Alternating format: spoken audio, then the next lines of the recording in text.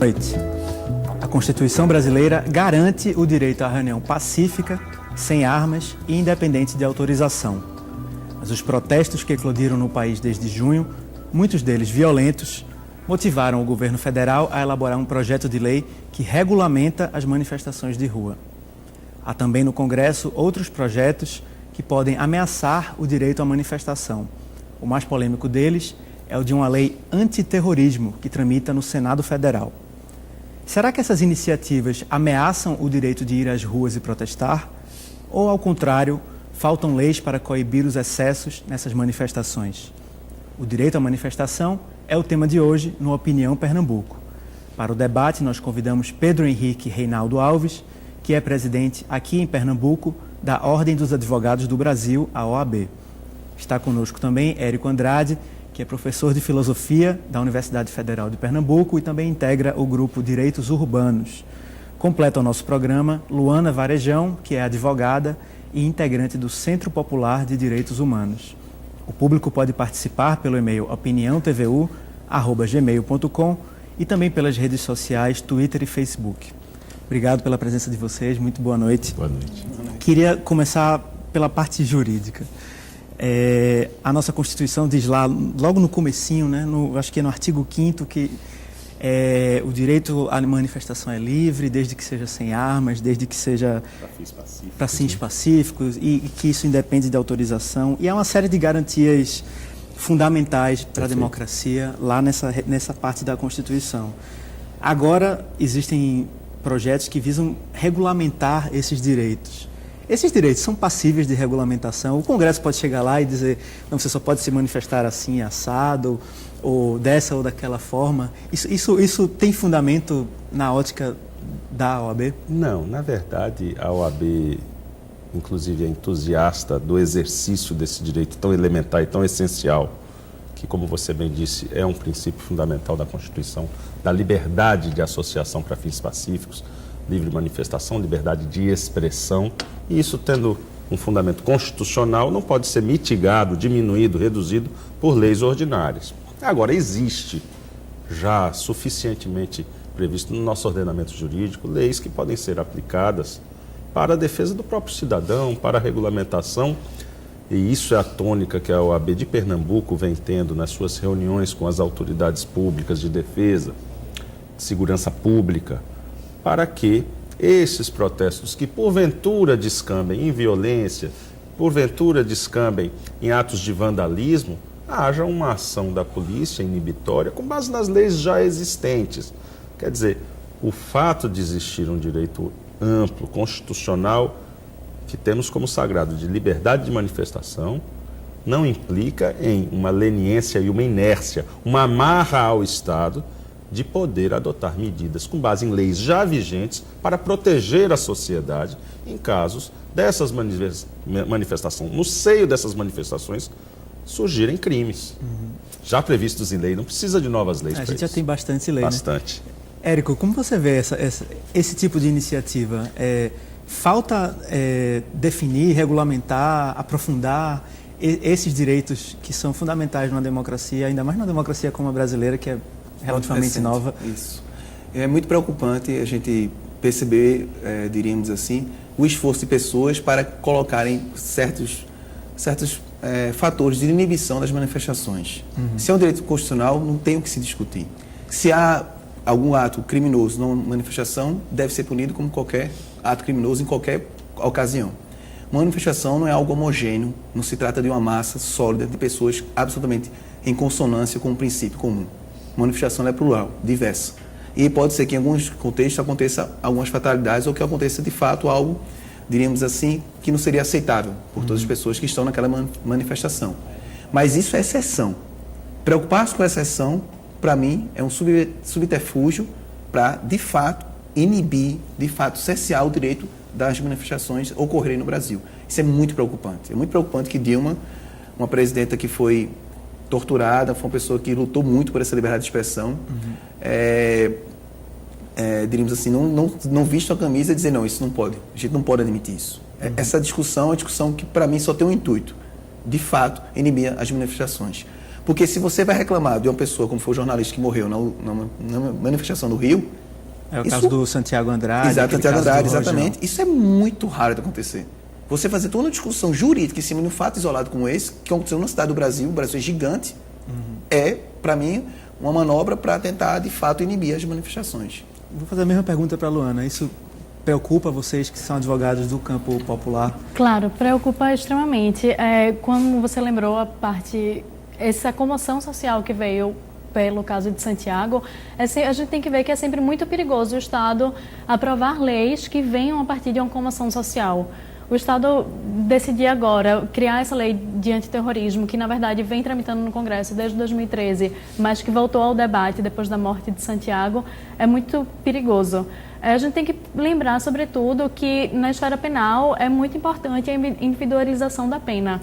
A gente não pode, o Estado não pode criar uma lei antiterrorismo e generalizar aqueles manifestantes e proibir, cercear esse direito de manifestação. É bem complicado também, a ONU estabelece o terrorismo como um crime direcionado a civil contra um Estado, contra uma organização internacional. E o que a gente vê nas manifestações de rua hoje em dia não é isso. As manifestações não são direcionadas contra civis. Se a partir do momento que o Estado transforma isso em terrorismo, é lamentável. O projeto da lei antiterrorismo, inclusive, pode ser consultado na internet. É o projeto de lei do Senado, que é o 499 de 2013. Então, quem estiver assistindo a gente que quiser conhecer as especificidades desse projeto, pode procurar lá no site do Senado. Ele cria umas figuras que eu acho bizarras, como terrorismo contra coisa, que me parece que é um caso único no mundo, né? Terrorismo contra coisa, assim, terrorismo, pelo menos o que a gente conhece dos noticiários, do noticiário internacional, tem como alvo as pessoas, assim. Qual é o risco de essa coisa meio casuística, né? Assim, de aproveitar essa comoção? Perigoso. Acho que as leis têm que ser muito debatidas. Infelizmente, o nosso Congresso Nacional é o zero e vezeiro nisso, né? A nossa lei de crimes hediondos veio a ser aprovada a toque de caixa após o assassinato de uma atriz de uma novela, um assassinato bárbaro. Naquele caso da Daniela Pérez. Daniela Pérez, exatamente. Então, isso que a Luana falou é perfeito. A legislação inspirada na comoção não é boa conselheira. A legislação tem que ser fruto da prudência do legislador em representar o anseio social geral, normal, e não num momento de comoção. Acredito que o terrorismo não é uma pauta de preocupação nacional. Não subestimo, claro, o fato de um evento como a Copa do Mundo estar recebendo delegações estrangeiras, mas não vai ser o primeiro nem o último. Tivemos já muitos eventos, recebemos já presidentes de repúblicas estrangeiras, de nações estrangeiras, em vários momentos da nossa nação, e nem por isso se provocou uma discussão de terrorismo num país que não tem esse histórico. Aí a infelicidade dessa coincidência de agenda de estar misturando esses assuntos, misturar black box com terrorismo, eu acho um grande exagero. Não estou aqui, pelo amor de Deus, defendendo as violências e os excessos praticados por esse grupo, que eu lamento muito que se valham desse tipo de tática. Acredito que os manifestantes devem deixar claros os seus propósitos pacíficos, na hora até das entrevistas, não hesitarem em dizer que reprovam. Reprovam.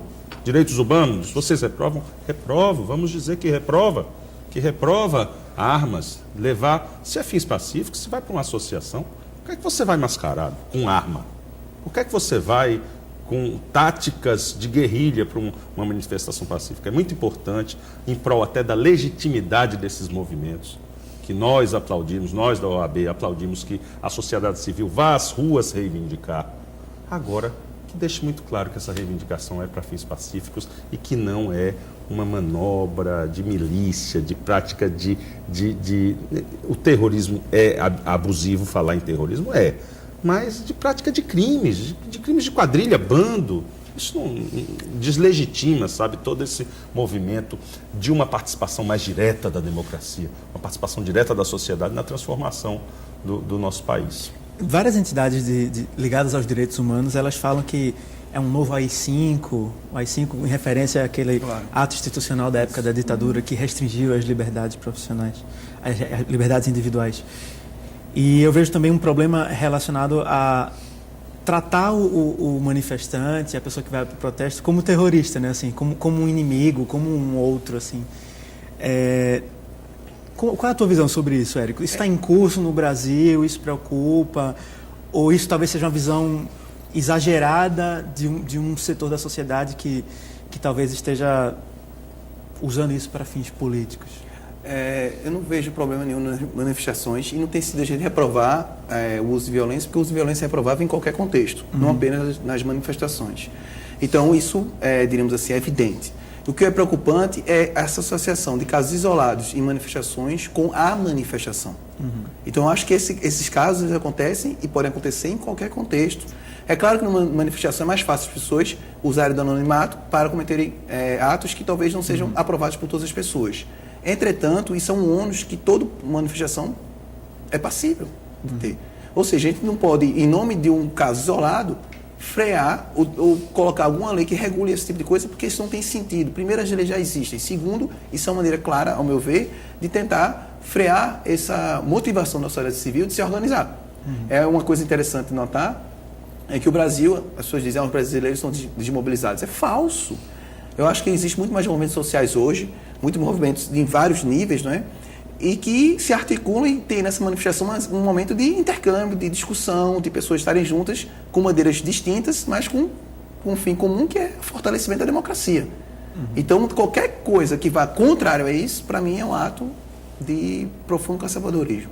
É engraçado que as pessoas que dizem que o brasileiro não se mobiliza são as que reclamam também das mobilizações, né? Me parece uma coisa complementar. Eu queria fazer a mesma pergunta para a Luana também, sobre essa questão de ser um novo AI-5, de tratar a manifestação e o protesto como terrorista, como inimigo, como uma coisa, como se diz, uma criminalização desses protestos. Isso é uma coisa que está em curso, que preocupa vocês?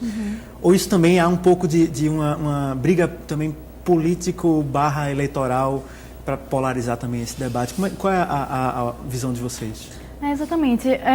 Como a gente vem dizendo, né, sempre muito perigoso essa instauração dessa especificação do manifestante como um terrorista.